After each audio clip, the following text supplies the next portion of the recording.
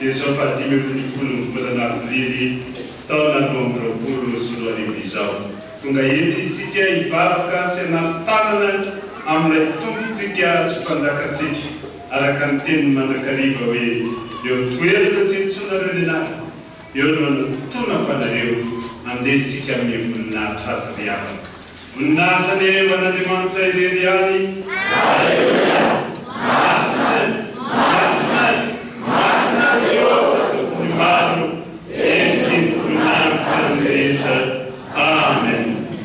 Ny salamo fahavalo amby zato amin'ny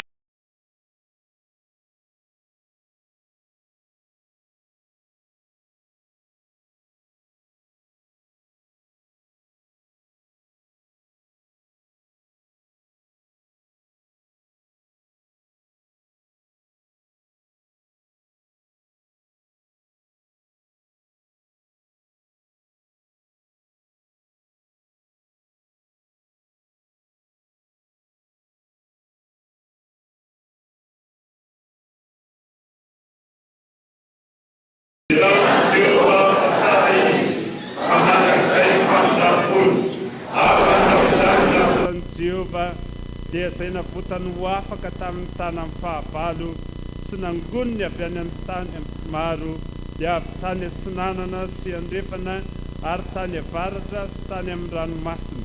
Ny renireny tany anefitra ireny ka nanavatsava tany an-tany foana ary tsy nahita tanàna honenana. Noana sy nangeta ety izy sady reraka miainy tao anatiny. Dia nitaraina tamin'i Jehova ireo rahory ka ireny dia mitondrasa tanàna mahitsy izy mba hakalesany amin'izay tanàna honenana aoka hiveran'i Jehova ireo no mifandrapony sy mitahakagana tao amin'ny zanak'olombelona fa mahafa-po ny fanahy mangeta ety izy ary fananoana dia avokisany soa. Amen.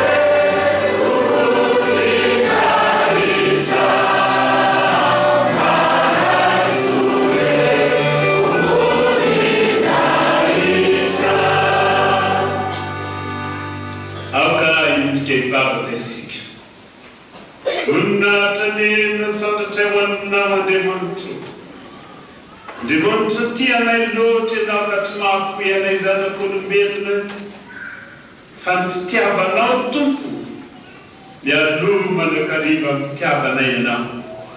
Dia misaotra anao izay fa notahina nomenao aina sy fofoninaina mahavelona novelominao ary tantananao tonga somatsara eto amin'izao toerana masina izao hanome voninahitra ny anaranao amin'ity Zoma masina ity.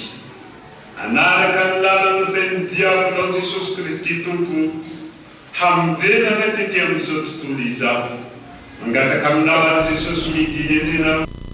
hitoetra eto hanamasina anay tsirairay avy hameno anay any am-pitoeraneny ny fanahinao masina ka hitoetra ty anatin'ny fonay mba ho tanteraka amin'ny tenina hoe aoka ho masina ianareo satria masina ao Jehovah Andriamanitra reo. Injelinao sy miaramilanao analokisa ry tompo. Olo masina efa tonga any aminao any amin'ny lanitra ny lanitra any manome voninahitra anao andreo manany. Tsy mba mahay an'izany izay efa olombelona ty ambony tany any fa raha mba hindrana amin'ny feonareo Jesosy io raha isekasitra fa vokatra ny fonay manao hoe masina, masina, masina Jehovah tompony maro eto ny voninahiny tany rehetra. Amen. Mahazo toerana ny fiangonana Lalan'ny.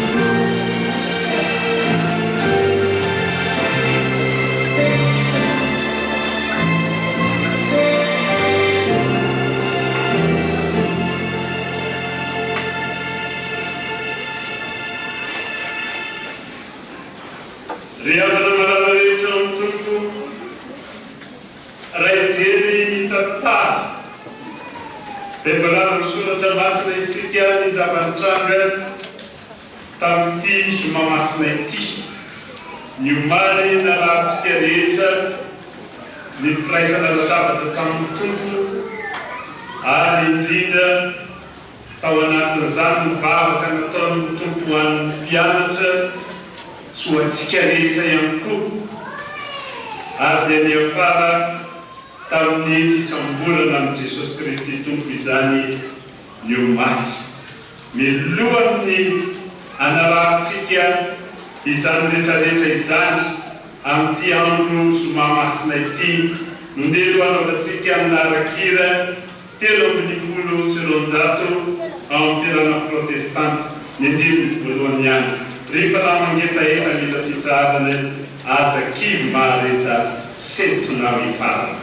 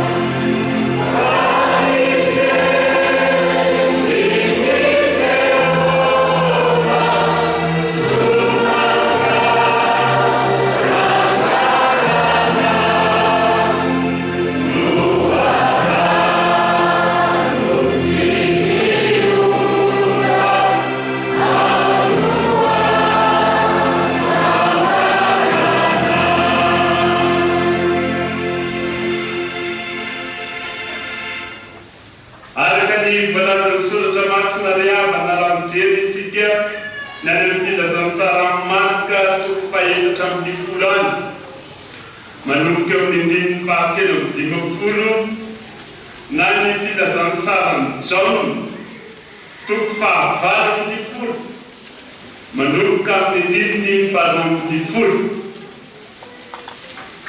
dia amin'ity Zoma ity no atserovatsika ny nitsarana ny Jesosy Kristy tompo teo anatrehan'ny mpisorona be. Araka mivolaza ao amin'ny filazantsara na ireo filazantsara sinoptity anankitelo zany na amin'ny filazantsara ny Jona dia izao no zavatra hita teo anatrehan'izany fitsarana izany. Mizara telo miavaka tsara ny fitsarana ny Jesosy Kristy tompo. Ny voalohany dia nitsarana mpisorona be azy. Ny faharoa nitsarana Heroda mpanjaka azy. Ary ny fahatelo farany ny nitsarany Pilato amin'ny tompo. Nandritra ny aliny alakamisy ray manontolo mandraparay ny andro ny Zoma no nanatanterana ny fitsarana nanatanteraka izany ny fisorona be izay fanohitra amin'ny Lalan'ny jiosy zany. Fa amin'ny Lalan'ny jiosy dia tsy azo tao ny manao fitsarana amin'ny alina fa Lalan'ny jiosy zany. Raha jery moa ny hoe fisorona be dia manana fahefana tahaka amin'ny praiminisitra, manana fahefana hanamenaka eny hatramin'ny fanolorana ny olona izay tsaraina ho amin'ny fahafatesana mihitsy azy. Ary raha tsy misy mpanjaka aza dia ny fisorona be no manana fahefana hanendry mpanjaka. Tamin'izany fotoana izany dia anisan'ny fisorona be nalaza Ianasy. Ianasy io dia marihana tsara fa fisorona be nitondra sy ny tsara ny fiangonana tao Jerusalema tamin'ny taona fahaenina ka hatramin'ny 510. Fa zao kosa ny zavatra hita araka amin'ny tantara dia hoe naonga ny Valoris Gratus gouverneur romane ity fisorona be ity tamin'ny taona 510. Ka dia rehefa naongana izy dia Kaiafa izay natony ihany no lasa fisorona be nandingy azy. Nanomboka tamin'ny taona 510 zany ka hatramin'ny taona 330 izay nitsarana an Jesosy Kristy Tompo no tonga mpitsara i Kaiafa.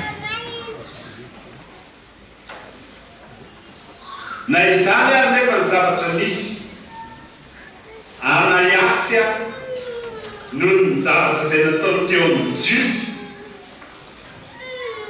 dia napetraka ho mpisorona be mboninahitra tamin'izany fotoana. Rehefa nosamborona Jesosy dia nafatotra araka amin'ny voalaza ny soratra Masina, hitatsika omaly dia nentina ampatorana tany amin'ny fisorona be izy ho tsaraina araka amin'ny voalazako teo.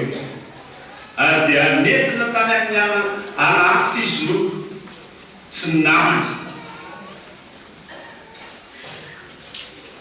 Misy fanontaniana amin'ny fony fandrika be da be voalaza ny soratra Masina izay nataon'ity fisorona be ity.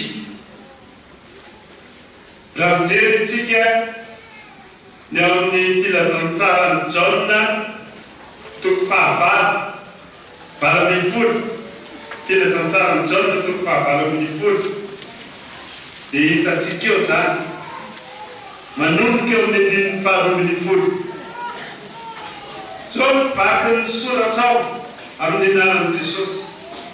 Ary ny miaramila iray toko sy ny mpiarivo ary ny fiandrarana tamin'ny jiosy dia nisambotra an'i Jesosy ka namatotra azy. Dia nitondra azy tany amin'ny Anasy aloha fa izy no rahoizan'ny Kaiafa fisorona be tamin'izany taona izany. Ary Kaiafa no ilailany mesaina ny jiosy fa mahatsara raha maty ny olona anankiray hamonjy ny firenena. Ary ny fisorona be eo amin'ny 5:20 ary ny fisorona be nanavina ny Jesosy sy ny amin'ny mpianany sy ny fampianarany. Zay ny votoatin'ny fitsarany fisorona be an'i Jesosy. ny amin'ny fampianarana, ny amin'ny mpianana, hamandriana azy, ary dia amin'ny mampaminany an' Jesosy Kristy Tompo takatry ny tompo avy hatrany izany fanontaniana miary fantsika mba hahafahana mamono azy zany izay natao misorona be. Ny valintenin'i Jesosy raha nanontany Ananiasy dia ny valintenin'i Jesosy dia izao hoe ireo rehetra izay nanatolaka ny amin'ny fampianarana, ireo anontaniana hoe ny Tompo. Eo amin'ny andininy faharoapolo amin'ny Jaona toko fahavalo amin'ny folo izy dia miteny izany Jesosy namaly azy hoe izao ny teny miariary tamin'izao tontolo izao, izao mampianatra mandrakariva tao amin'ny sinagoga sy ny kianjan'ny tempoly izay iangonan'ny jiosy rehetra ary tsy nisy nolazaiko tao amin'ny tako. Ko nahoana no manontany ahy ianao? Reo ny ainy no anontanyio izay nolazaiko taminy fa ireo mahalala izay nolazaiko. Tezitra ny anankiray tamin'ireo azo lazaina hoe rakitra tao amin'ny fitsarana. Na henony izany variteny zany, variteny entitra nomeny Jesosy Kristy Tompo. Avy hatrany dia namelaka tamainan'i Jesosy. Izany rehefa marina mampisorona be dia novelany tamaina Jesosy Kristy Tompo riavana tamin'izany fotoana izany. Ny antony anontanian'i Jesosy mantsy ny amin'ny valiteniny momba amin'ny mpianatra no hahalalany amin'ny azy fisorona be azy raha ty karaby izy, izany hoe mpampianatra tahaka ny rabi jiosy rehetra izay tsy mikery afa-tsy ny fanangonana mpianatra hanaraka sy ampiany fotokevy mpampianara amin'ny fotsiny azy. Zany raha tsotra tamin'ny jiosy dia ny mikery ny hanangona mpianatra anaraka azy tsy ampiany ny fotom-pampianara amin'ny fotsiny azy.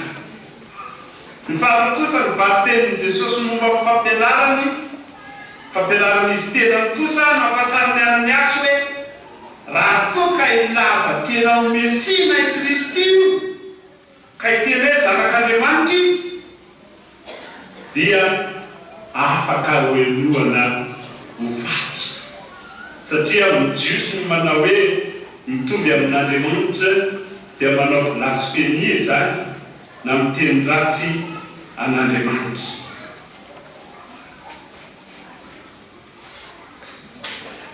Vokatry ny valiteny nataon'i Jesosy anefa ny havana izao. Tsy mba fandinihan-tena no nataony Ananiasy sy ireo miaraka taminy. Fa ilay voalazatsika teo hoe felaka tamaina no nataony ho an'i Jesosy Kristy Tompo. Satria voatsiny tao anatin'ny fony izy tezitra tamin'i Jesosy Kristy Tompo. Ry havana malala, ny fitsaranan'i Jesosy Kristy Tompo teo anatria misorona be dia manambara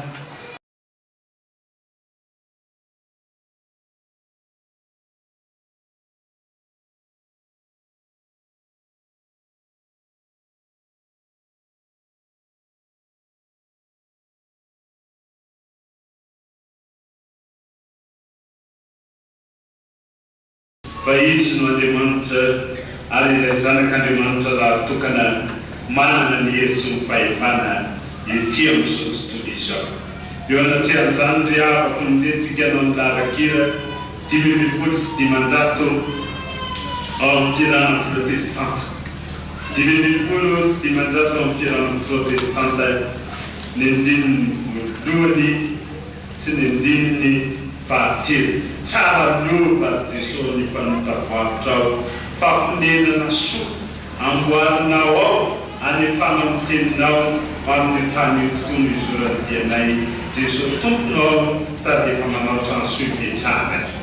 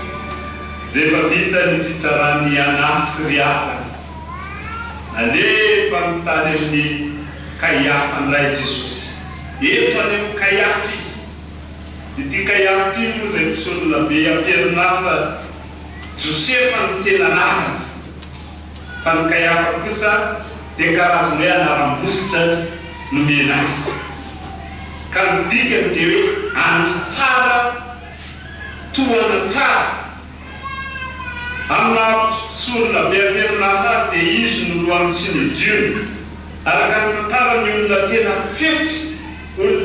fetsy tokoa ity Kaiafa ity ka ny lafiny ara-politika no nanavanana azy no ny fitondram-piangonana.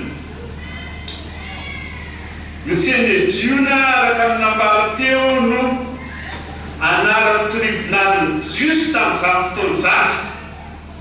Ny dikany hoe Sinediona aravaky teny dia fivorimbe na koa na kevitra valatapony zany teo amin'ny fivavahana jiosy. Amin'ny ankapobeny dia voapetra ho roa amin'ny fitopolo ny mpikamba ao anatin'izany nakevitra faratampony zany.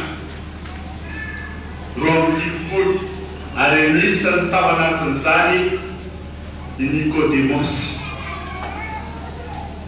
Ilay nanatona an'i Jesosy raha mijerytsika amin'ny filazantsara ny Jaona toko fahatelo hoe ahoana no ataoko mpampianatra mba handovaky fiainana mandrakizay.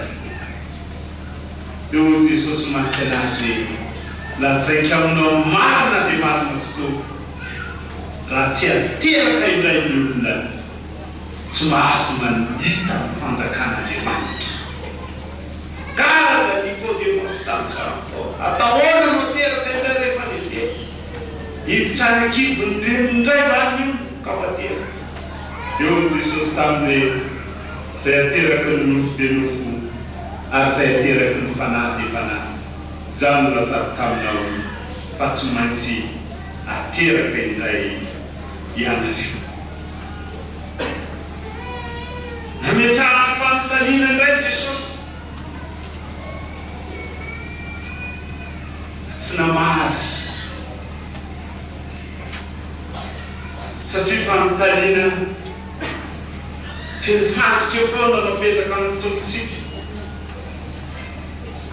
Tao an-tsain'ny jiosy sy reto sy ny diona reto ihany koa dia noverina fahelony olona mafana fo mahery fihetsika zay antsoina hoe zélota helony Jesosy Kristy tompo ka atahorana hamonitra amin'ny fanjakana. Fa matetika avy tany Galilea zay tanàna nipoiran'i Jesosy Kristy tompo no akabetsahany ireny olona antsoina hoe zélota ireny. Ary ny mpianatra ny tompo ary ny anankiray dia nisy ny antsoina hoe Simona zélota. Ny fitsaran'ny Kayafa dia izao ihany hoe ahoana ny fomba ahafahana mamoaka didy fitsarana hamantika ny Jesosy Kristy tompo amin'ny teniny mba hanamelohana azy. Kayafa efa namesaina ny jiosy. Namesaina ny jiosy mahatsara raha ny anankiray no faty famonjena ny firenena.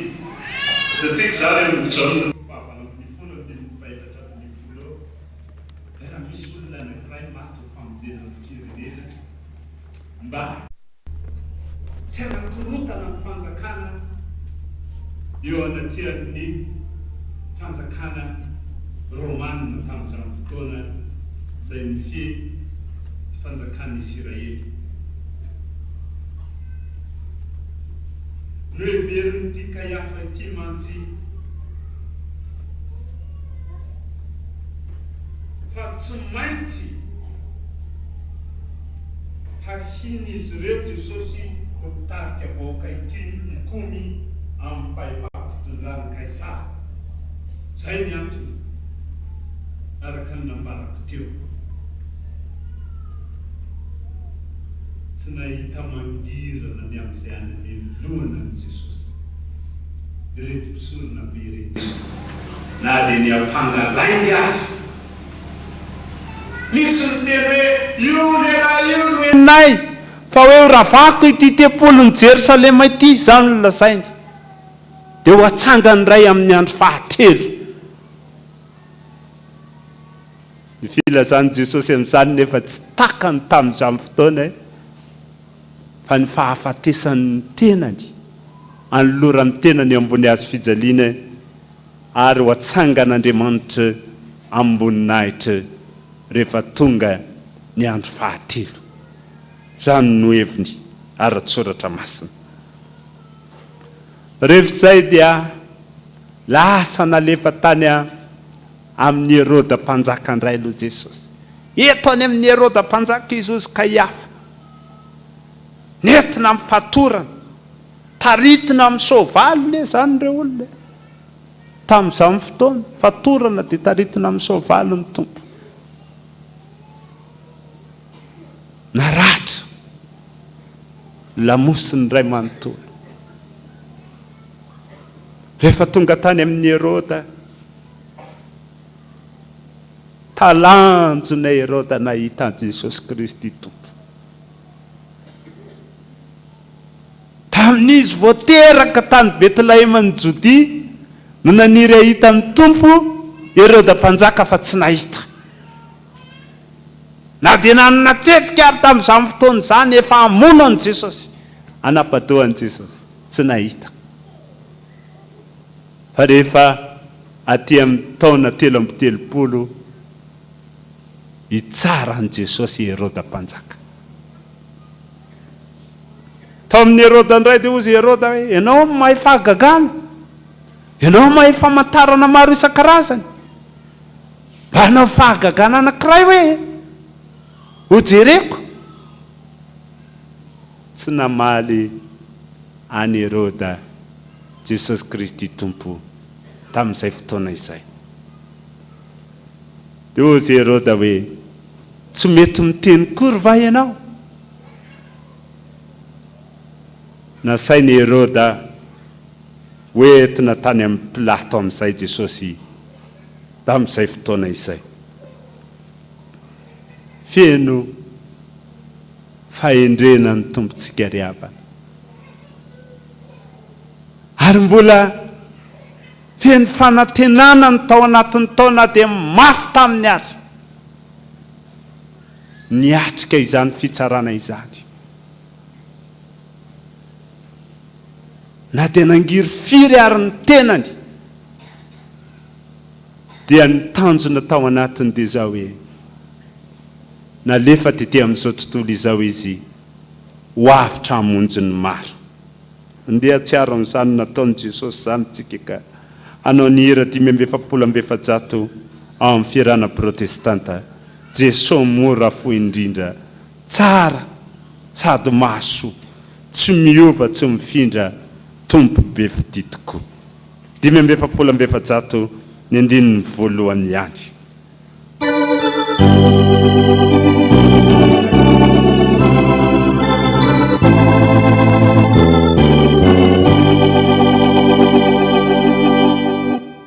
Jesosy mora fo indrindra, tsara sady mahasoa, tsy miova tsy mifindra, tompo be fidi tokoa.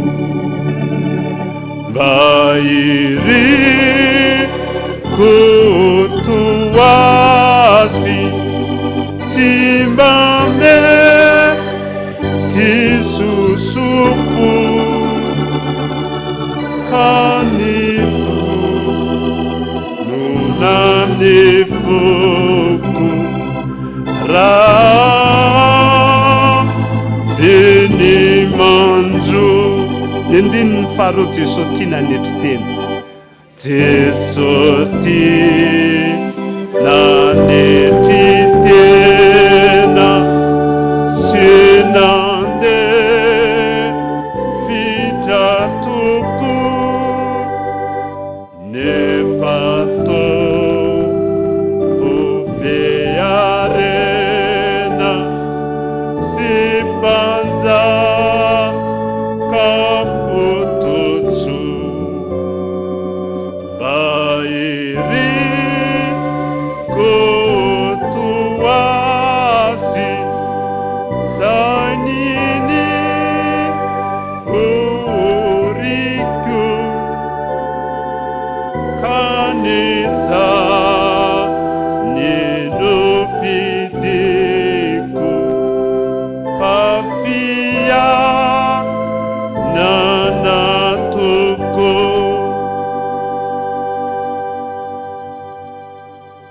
vomangiran-dratsy marainan'ny andro Zoma gago Pilato nahita ny olona maro be niorakoraka nitondra an Jesosy apatorana teo aminy. maninona eto vao maraina ianareo ozy Pilato matsy an'ireo vahoaka marobe.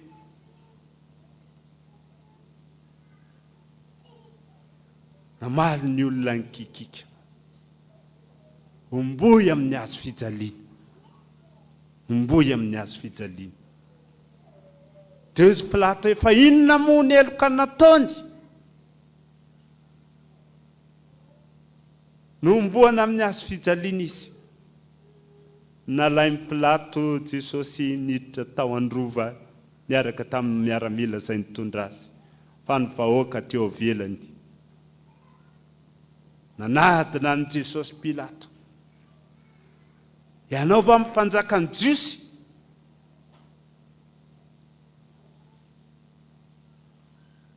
Dia hoy Jesosy taminy, voalaza anao.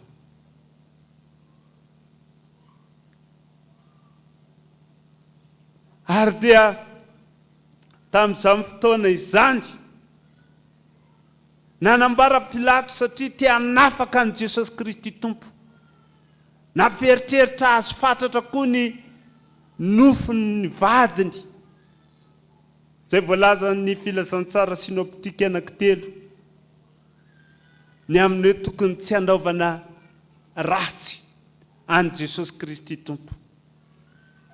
Niezaka niaro hanafaka ny Jesosy Kristy Tompo teo anatrehan'ny fiapangana izay nataon'ireto jiosy sy ny diona sy mifanora-dalàna sy ny atoko ny fariseo teo anatrehany mba tsy hanamelohana amin'ny Jesosy Kristy Tompo Pilato.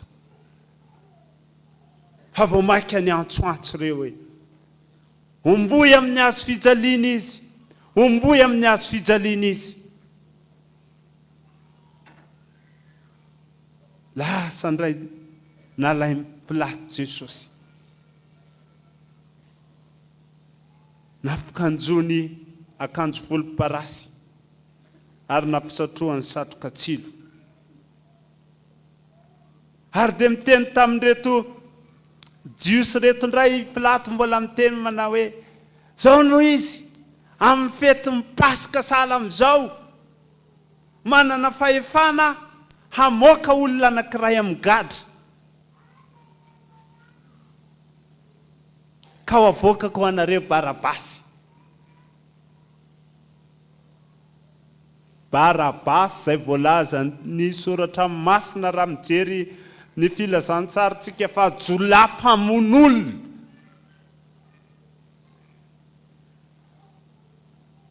Io nefa voalaza fa ho alefa. Dia hozy Pilato hoe aleo Jesosy efa ny Nazareta izay mpanjaka anareo no alefako ho anareo. Ny antsoantso sy ny kikika ny olona manomboka hatrany amin'ny ankizy kely, hatrany amin'ny olon-dehibe indrindra ka ny kikika sady nanao feo mahery hoe Barabasy alefa ho anay, fa omboy amin'ny hazo fijaliana izy. Sy naleo dioka an'ireo jiosy Pilato tamin'izany fotoana izany ry havana. Sady natahotra ny voninahiny koa. Fa ozy ny olona rava mandefa an'io ianao dia tsy mba sakaizan'ny Kaisara. Kaisara izay mpanjaka ny Romanina tamin'izany fotoana. Tia hita soa azo valopity tamin'ny olona Pilato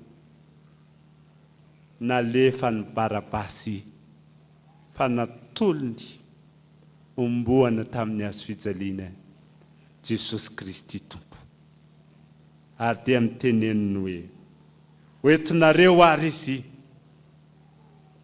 omboy amin'ny hazo fijaliana. Zay ny teny farany nataon'i Pilato ho an'ireto jiosy izay nitondra an'i Jesosy. Mampalahelo izany ry havana.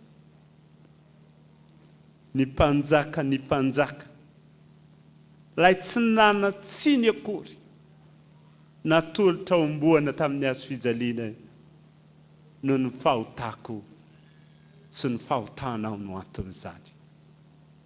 Azon'i Jesosy natao tsara neny niala tamin'izany. araka ny tenin'ny fanjakako tsy ety amin'izao tontolo izao, teniny tamin'ny Pilato zany. Fa raha ety amin'izao tontolo izao ny fanjakako niady ny fanompoko ka nandresy. Fa ny fanjakako any amin'ny lampam-voninahitry ny lanitry. Andeha tsiaro an'izany tsika ankehitriny.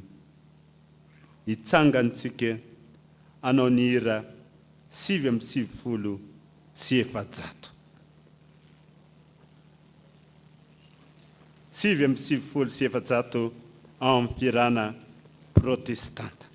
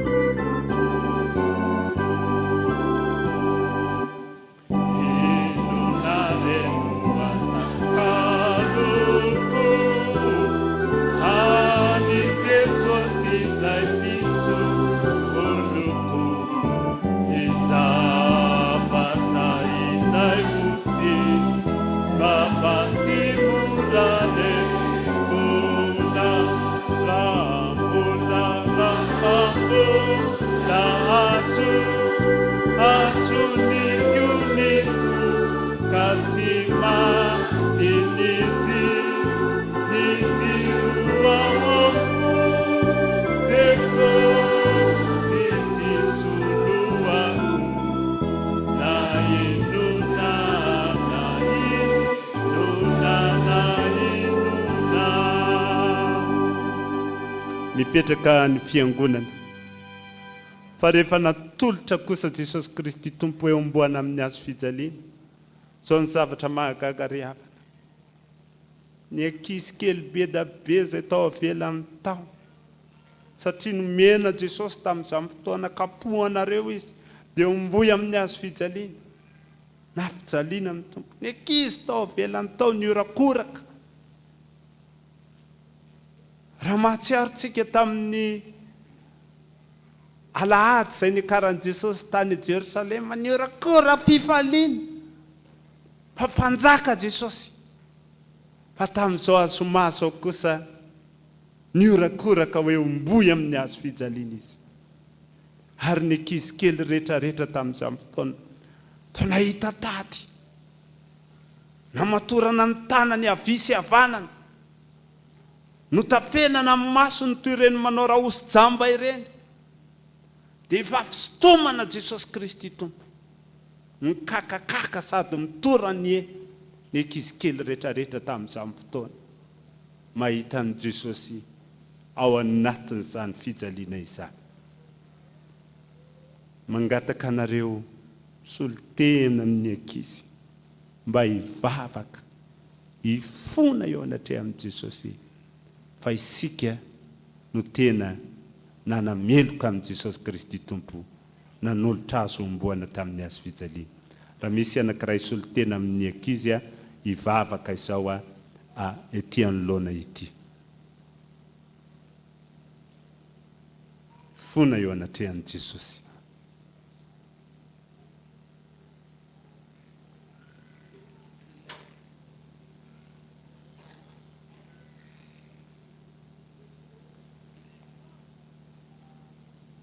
Iza ny ankizy hivavaka mba hifona ho an'ny ankizy rehetrarehetra.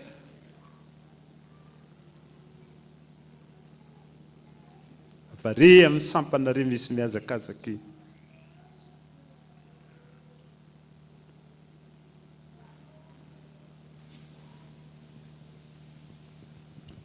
Iaraka hivavaka tsika. Jesosy mbola misaotra anao indray izay Jesosy fa mbola nataonao tonga teto. Saotra anao fa mbola narovanao izay na dia nampijaly anao izay ankizy Jesosy. Fona aminao Jesosy fa tsy anao intsony izay fona aminao fa tsy hampijaly anao intsony izay Jesosy. Dia mangataka famelan-keloka Jesosy ny amin'izay ota rehetrarehetra nataonay. Dia Jesosy tao izay Jesosy mbola tsy hanao ota intsony. Dia mangataka koa Jesosy tao dadanay sy mamanay rehetrarehetra izay mitaizanay. Solonao Jesosy ary ianao hanolo-tsaina anazy mba hitaizanay, hitenanay mba tsy hanao aditraditra intsony izay Jesosy. Dia saotra Jesosy. Amen. sotra tompoko fa tena manomboka izao dia ianareo ankizy no fianarana ho amin'ny olon-dehibe fa ny zavatra mahagaga ihany koa dia izao ho antsika olon-dehibe rehefa tahaka izany ny zavatra nataon'ny ankizy tamin'izany fotoana izany tsy mba nisy samy tena hoe tsy mety izao zavatra ataonareo izao maro be ny lehilahy nanatrika teo tamin'io fotoana io fa atao ohatra mifaly ny jery fotsiny ny nanaovana an' Jesosy Kristy tompo ary ireo lehilahy ary vao maika nanapitrotraka fa vao maika taona ny ray ilay tady dia nanodikodina amin'i Jesosy tamin'ny nisy ny namelaka tamaina nisy ny nandrora amin'i Jesosy ka miteny hoe mamina ny iza ny namely anao mba mangataka anankiray amintsika lehilahy izay tonga eto ankehitriny tena ifona eo amin'atreo amin'i Jesosy angataka famelan-keloka amin'i Jesosy fa anisany nanombo amin'i Jesosy teo amin'ny hazo fijaliana isika mangataka antsika rehetra hitsangantsika rehetra tsangana vetivety nitsangana daholo tsy akanavaka ao azafady mipetraha amin'ny vehivavy rehetra mipetraha mipetraka daholo ny vehivavy araka ny tenin'ny pasteur hoe lehilahy daholo ny tamin'izany ny teny orakoraka mangororo ny fo ankehitriny Jesosy ireo ny lehilahy ny orakoraka tamin'izany fotoana izany hony asainao ny safidy tamin'izany fotoana izany Barabasy sa Jesosy 2022 androany isafidintsika lehilahy androany mbola Barabasy ihany ve sa Jesosy raha hiteny aminao hoe mitenena dia aza miteny fa maiza mangina fa maiza misafidy fa le Barabasy ihany dia fantatrao mitotra ny ary Jesosy ny tantarena taminao tao ny fiainany isaky mizatra ataontsika lehilahy ratsy dia manomba Jesosy amin'ny hazo fijaliana antsika mamelaka tamimaina azy mampitomany azy manao izay mampalelo azy ifona amin'inona ary tsika mora ny le miteny eto hoe hivavaka ho antsika lehilahy fa misy teny izay mampiritreritra azafady pasteur ohatra mitatra kely faiza miaina olo metsara velatsia metsara velatsia fa tsika tsy lehilahy ohatra mpivavaka be rehefa lahady na herinandro masina tahaka izao fa rehefa mivoaka eto any tokantrano any samy manataona antsika daholo tsika mamelaka tamimaina mamatotra azy miritina azy amin'ny soavaly araka le tantara teo andoalika ny eritrerentsika lehilahy fa tsy mora le miova tsisy maova olona izany hony raha ny ankonanao miteny ianao teny marary tsy teny mpitiavana fa teny hafahafa manisy mandato hoe izay indray ianao fa ry Jesosy tsy mamototra anao mihitsy izy na dia mijaly ary fa tazo mamafony ianao na dia mamely azy ary tenytsika hoe mamely ny akavidy asiany akavana Jesosy tsy zany manoloana anareo ankehitriny mahita anareo tsisy fantatro nareo na mahafantatro nareo fantatry Jesosy ny anaranareo lehilahy tsirairay avy amin'ny taona izay misy anareo hitodika manoloana ny hazo fijaliana dia andohalika solitenanareo fiainareo lehilahy mitsangana iorakoraka ninana iorakoraka avy hoe avoay Barabasy fa ndo mba iorakoraka androany dia hiteny taka ny letsiolahy rehefa avy hoe Jesosy mba tsy arovany amin'ny fanjakanao any dia hainao nyteo inona tenin' Jesosy taminy inona tenin' Jesosy taminy ary tao moramora fa tsy samy teny mafy nareo hoe dia mba ho zany tokotra ny tsika lehilahy ao tokantranonao dia ho any tokantranontsika Jesosy andamina ny tokantranontsika amin'ny lafiny rehetra mba nananao fiadanana Jesosy io ohatrany tsy mipipiky ty ziro ty teo ohatrany tomaty mamony ny hazo fijaliana sy ny baiboly sy le voninkazo fa rehefa nitodika ohatrany taony rehetra za le atsena fa manina tsy mirehitra io dia mirehitra tahaka izany koa ny eo anatin'ny fona eo ianao mitazana eny ambony eny hoe niorakoraka tamin'izany hoe Jodasy avoay Barnabasy avoay fa mifona lehilahy kosa ankehitriny andohalika anitry teny izay mampianatra anao inao mampianatra ny anitry tena ay anaiky ny elokay fa ny elokay ny Jesosy raha tansaina re za manokana be da be tsy hita tansaina fa very ara zany tsara ianao zao dia zao fa so ihany fa mbola mamindra fo anao dia tsy tafandra maina le totoerana dia mba hitsanganaiky ana sao dia voasongona eo nefa tsy voasongona izany Jesosy le fantatro fa ny mbola misy araka reo dia menao dia andohalika izay Jesosy hiresadresaka aminao, angataka fonana aminao, angataka ilay tsikitsikinao,